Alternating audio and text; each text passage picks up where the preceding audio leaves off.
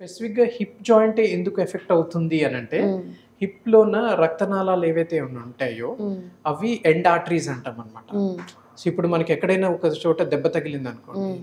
అక్కడ blood supply cut అయిపోతే ఏం హ్మ్. చేస్తుందనంటే మన శరీరము హ్మ్. రికవర్ చేయడానికి పక్క నుంచి వేరే ఆల్టర్‌నేట్ ఛానెల్స్ ఫార్మ్ హ్మ్. అవుతాయన్నమాట. హ్మ్. కాకపోతే ఎండ్ ఆర్టరీస్ ఉన్నప్పుడు ఏమవుతుందనంటే, ఒకసారి రక్తం నిలిచిపోయిందంటే వేరే ఆల్టర్‌నేట్ ఛానెల్స్ ఫార్మ్ అయ్యి, ఆ రక్త సరఫరా వెళ్ళడానికి వీలుండదనమాట. హ్మ్. అందుకే హిప్పే మెయిన్‌గా ఎఫెక్ట్ అవుతుంది. ఎఫెక్ట్ అవుతుంది. But okay. పోస్ట్ కోవిడ్ వలన వేరే సమస్యలేంటంటే ఎక్కువగా నరాల నొప్పులు, హ్మ్. మసిల్ పెయిన్స్, హ్మ్. బోన్ పెయిన్స్, అది కాకుండా టైర్డ్‌నెస్, ఈజీగా అలసిపోవడం, హ్మ్. ఫెటీగబిలిటీ హ్మ్. ఇవి కామన్ సింప్టమ్స్ అన్నమాట. హ్మ్.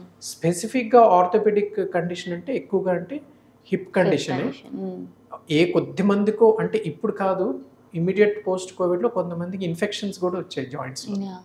Joint infections. ఎందుకంటే హ్మ్. వాళ్ళ ఇమ్యూనిటీ డౌన్ అయిపోవడం వల్ల. హ్మ్. హ్మ్. ఈ మధ్యన మనం కొంతమందికి వైరల్ ఇల్‌నెస్ వలన గూడాను ఈ పెయిన్స్ చూస్తున్నాం. హ్మ్. లైక్ పర్టిక్యులర్‌గా ఈ సంవత్సరం ఏంటంటే చాలా మందికి ఈ చికున్‌గున్యా, డెంగ్యూ రావడం వలన గూడాను అవి కూడా వైరల్ ఇన్ఫెక్షన్సే. హ్మ్. మన కోవిడ్ లాంటి ఇన్ఫెక్షన్సే.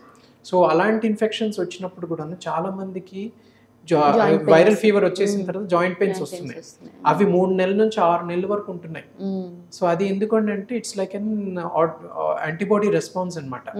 సో, హ్మ్. ఆ వైరస్‌ని మన బాడీ ఫైట్ చేయడానికి ట్రై చేసేటప్పుడు, ఈ క్రమంలో ఏమిటంటే మన బాడీతోని టిష్యూస్‌తోని రియాక్ట్ అయ్యి ఈ పెయిన్స్ వస్తున్నాయి.